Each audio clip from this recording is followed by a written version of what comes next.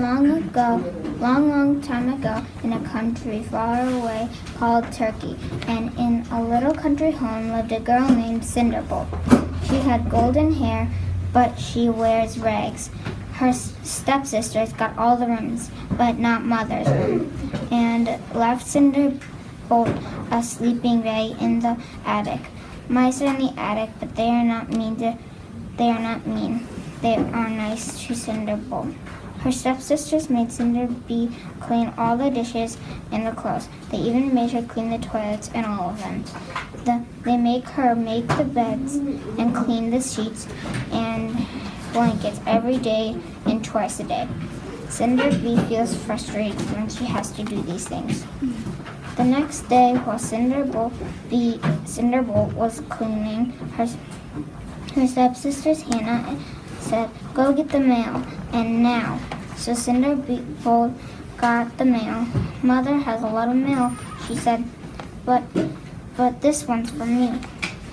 For a track race, but Hannah and Abby get to come too. Oh no, those dirtbags are gonna make fun of me. But the note says they have to come, so Cinderbolt called to Hannah and Abby. "Hannah, Abby, you have a letter." What did we tell you about our letters?" said Hannah. "Put them in the basket," Abby said. "It is from the mayor's son," said Cinderbolt. "Sweet cheese," said Hannah. And then Hannah and Abby ran downstairs. "Let me see that. We are invited to a track race," Hannah said. "Let's go get ready," said Abby. And the girls both told Cinderbolt, "Go make us dresses." But I will come too," Cinderbolt said. "No," Hannah and Abby told Cinderbolt. "But why not?" said Cinderbolt. "You have no uniform," Abby says, "and you're making ours, so you can't go," Hannah says. "So I can't go, but it says I can go." "I can," Cinderbolt says.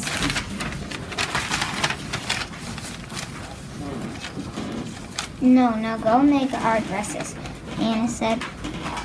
Once Cinderbolt was done, the girls came in and took their dresses, but then when they got out, they shut the door and locked it. Cinderbolt could not go to the track race.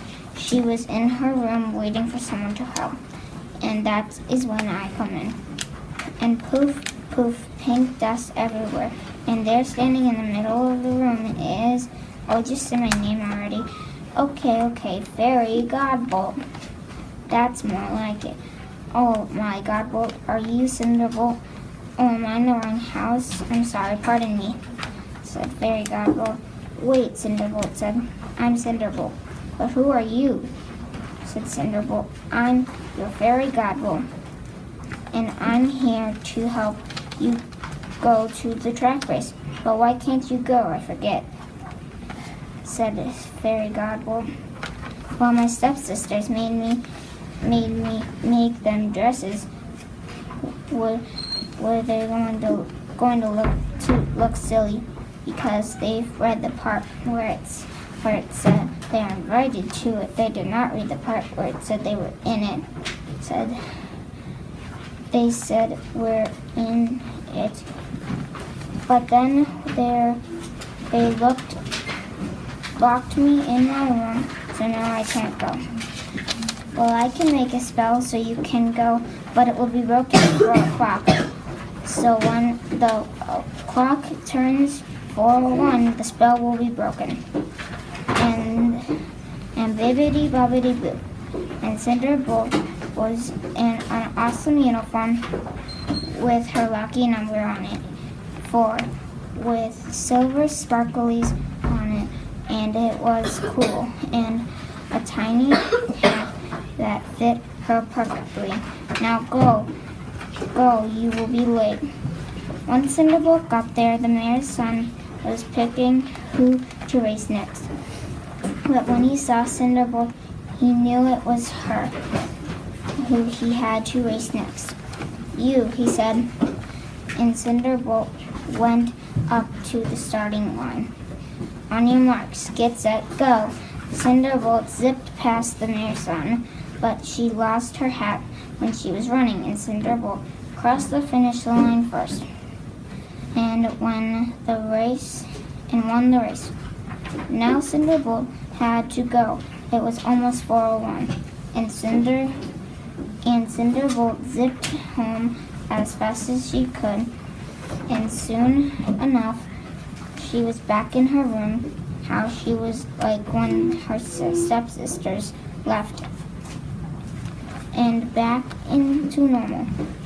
When her sisters got home, they let her out of the room, and now the mayor's son was going around seeing who fits the hat.